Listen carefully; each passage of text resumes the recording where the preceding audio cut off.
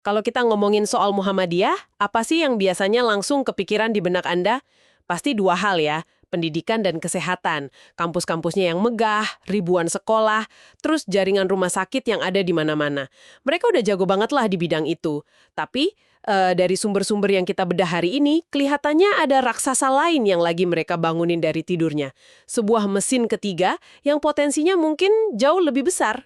Anda pakai kata yang pas banget, mesin. Karena ini bukan sekedar program sampingan atau kegiatan sosial biasa gitu. Dari dokumen internal dan berita yang kita lihat, ini adalah sebuah gerakan strategis. Sangat terencana. Mereka sebut ini jihad ekonomi. Dan istilah ini udah jadi amanat resmi organisasi loh sejak Muktamar ke-47 di Makassar tahun 2015. Tujuannya, ambisius banget. Membangun kemandirian dan keadilan ekonomi umat. Bukan cuma di Indonesia, tapi di panggung global. Oke, hayo kita bongkar ini. Misi kita kali ini adalah coba memahami apa sih sebenarnya jihad ekonomi ini, terus gimana cetak biru atau blueprint-nya di lapangan, dan kenapa ini bisa jadi pemain baru yang sangat signifikan di industri halal global. Kita bakal lihat data dari laporan State of the Global Islamic Economy, berita-berita, sampai ke dokumen strategi internal mereka. Dan pemilihan waktunya ini krusial sekali. Laporan yang Anda sebut tadi, itu kan bilang kalau pasar konsumen muslim global itu nilainya udah 2,43 triliun dolar AS. Wow. Itu di tahun 2023 dan prediksinya bakal terus melesat naik. Nah, ironisnya, Indonesia ini salah satu pasar konsumen terbesar, tapi buat ekspor produk halal kita masih ketinggalan jauh ya. jauh sekali. Ada kue ekonomi raksasa di depan mata, dan kelihatannya Muhammadiyah melihat ini sebagai panggilan sekaligus peluang yang nggak boleh dilewatkan. Oke, mari kita mulai dari fondasinya. Dari istilah yang mereka pakai ini, jihad ekonomi. Dengar kata jihad, mungkin ada sebagian yang gimana gitu ya, agak kurang nyaman. Tapi dari sumber yang kita baca, ini sama sekali bukan soal perang fisik. Ini soal mengubah pola pikir. Betul begitu? Ada pergeseran paradigma dari mentalitas mustahik atau penerima menjadi muzaki yang mendiri dan bisa memberi. Semacam introspeksi ya. Tepat sekali. Ini berangkat dari sebuah refleksi yang menurut saya sangat dalam dan jujur. Coba deh Anda bayangin skala ekosistem mereka. Mereka punya lebih dari 170 perguruan tinggi, ribuan sekolah, ratusan rumah sakit dan klinik. Ini kan captive market, pasar internal yang luar biasa besar. Jutaan orang yang tiap hari butuh makan, minum, obat, sampai sabun di toilet. Pertanyaan reflektif mereka itu gini, selama puluhan tahun ini, uang yang berputar di ekosistem raksasa ini larinya kemana? Ternyata, sebagian besar lari keluar, beli produk dari korporasi-korporasi besar. Oh, jadi misalnya uang dari mahasiswa Muhammadiyah dipakai untuk beli air mineral atau makanan ringan dari perusahaan multinasional? Iya, yang keuntungannya mungkin nggak kembali lagi ke komunitas mereka. Gitu ya? Persis, jihad ekonomi ini adalah upaya sadar untuk memutus rantai itu. Upaya untuk menciptakan ekonomi sirkuler, di mana setiap rupiah yang dibelanjakan oleh seorang dosen di kantin kampusnya atau oleh rumah sakit untuk beli obat, uang itu akan kembali berputar di dalam ekosistem. Untuk membesarkan misi dakwah mereka, entah itu buat subsidi sekolah atau bangun klinik baru di daerah terpencil, ini soal menghentikan kebocoran modal. Itu ide yang kuat banget. Kedaulatan ekonomi. Tapi kan, seringkali ide-ide besar kayak gini hebat di atas kertas, tapi berhenti di tataran konsep. Nah, pertanyaannya, gimana cara mereka menurunkan ide raksasa ini ke langkah praktis di lapangan? Apa mesin penggeraknya? Nah, disinilah strategi mereka jadi sangat cerdas. Patut kita perhatikan. Mereka nggak mulai dengan bangun satu gedung pencakar langit yang birokratis di Jakarta. Nggak. Pendekatannya justru desentralisasi. Memanfaatkan kekuatan yang sudah ada, tapi mungkin selama ini kurang optimal. Mereka mendirikan yang namanya Lembaga Pemeriksa Halal dan Kajian Halal Thoiban. Disingkatnya LPHKHT. LPHKHT, oke, ini istilah teknis. Coba kita buat ini lebih nyata deh buat pendengar kita. Misalnya nih, saya seorang ibu rumah tangga di Jogja yang punya usaha catering, atau saya pengusaha bakso di Solo. Apa artinya lembaga ini buat saya? Artinya, proses untuk dapat sertifikat halal yang selama ini mungkin terasa rumit, mahal, dan jauh, sekarang jadi lebih gampang diakses. Mereka menyulap aset yang sudah mereka punya. Laboratorium-laboratorium canggih di Fakultas Farmasi, Biologi, atau Teknologi Pangan di kampus besar mereka. Seperti UMS, UMM, atau UAD itu ya? Betul, lab-lab itu sekarang punya fungsi ganda. Selain buat praktikum mahasiswa, ya pakai juga sebagai lembaga pemeriksa halal atau LPH. Jadi para dosennya jadi auditor halal, dan mahasiswanya mungkin dilibatkan buat dampingi UMKM-nya. Persis. Ini bikin semuanya jadi, pertama, jauh lebih terjangkau biayanya. Kedua, lebih cepat karena tersebar di banyak daerah. Dan yang paling penting, ini berbasis sains. Jadi kehalalan sebuah produk, misalnya bakso dari pengusaha di Solo tadi, itu bukan lagi cuma soal stempel administratif, tapi benar-benar diuji secara ilmiah, di lab. Ada kontaminasi DNA babi atau enggak, itu bisa dibuktikan secara saintifik. Tunggu sebentar, ini kedengarannya ideal tapi apa nggak ada potensi masalah di sini? Laboratorium universitas kan fungsi utamanya buat pendidikan dan riset para akademisi. Apa para dosen ini punya waktu dan insentif yang cukup buat ngurusin ratusan UMKM di sela-sela kesibukan mereka mengajar? Jangan-jangan malah mengganggu fungsi inti kampus itu sendiri? Itu pertanyaan yang valid banget. Dan disinilah model mereka jadi menarik.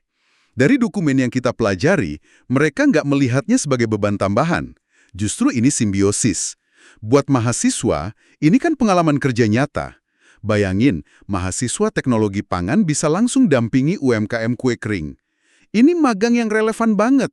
Buat dosennya, ini membuka pintu riset terapan dan pengabdian masyarakat yang terukur. Yang mana itu kan bagian dari tridharma perguruan tinggi. Jadi, proses sertifikasi ini sekaligus jadi laboratorium hidup buat kampus itu sendiri, bukan gangguan. Oke, saya bisa lihat gimana itu bisa sinergi. Jadi fondasinya adalah sertifikasi halal yang kuat, terjangkau, dan berbasis sains.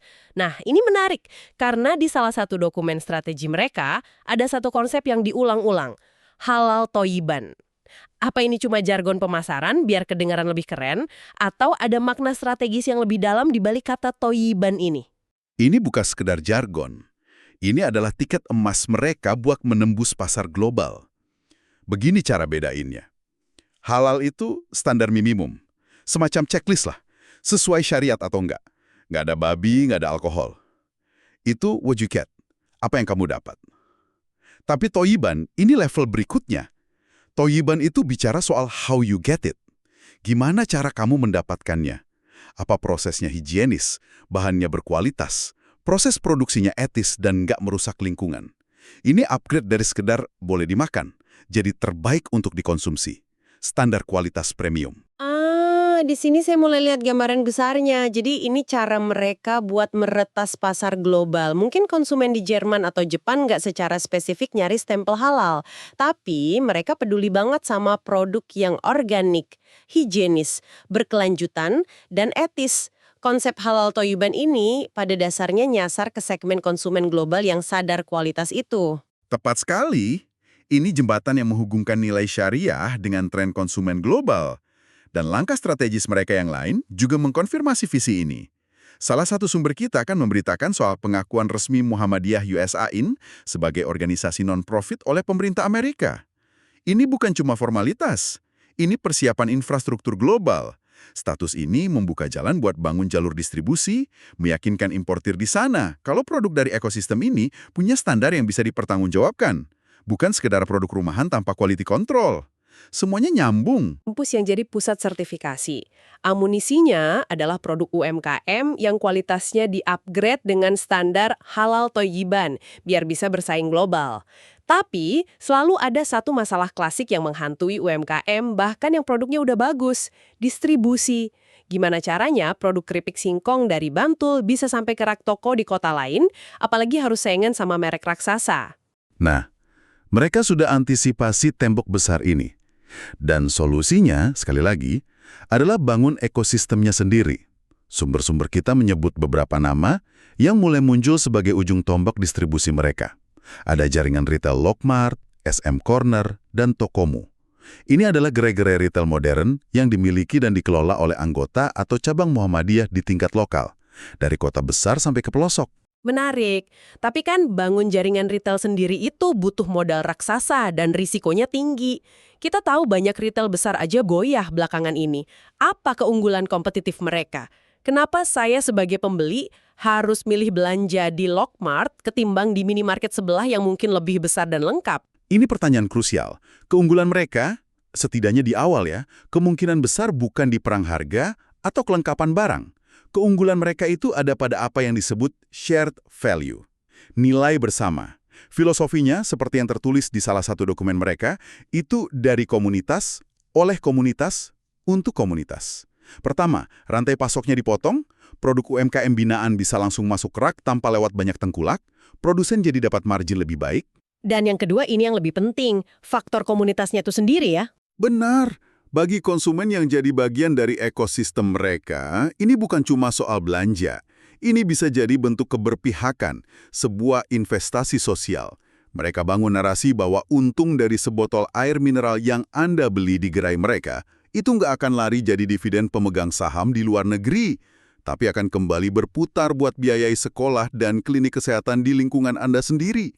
Ini adalah emotional selling proposition yang nggak bisa ditiru raksasa retail manapun. Jadi setelah kita bedah semua ini dari hulu ke hilir, apa artinya ini buat Anda yang mendengarkan? Buat saya pribadi, ini lebih dari sekedar cerita strategi bisnis sebuah organisasi. Ini cerminan dari sebuah pergeseran besar yang lagi diupayakan. Dari bangsa yang selama ini mungkin terlalu nyaman, bahkan bangga jadi konsumen produk luar, menjadi bangsa yang berjuang untuk jadi produsen. Ini soal harga diri, soal kedaulatan ekonomi. Dan ini secara fundamental mengubah cara kita memandang tindakan sesederhana berbelanja loh.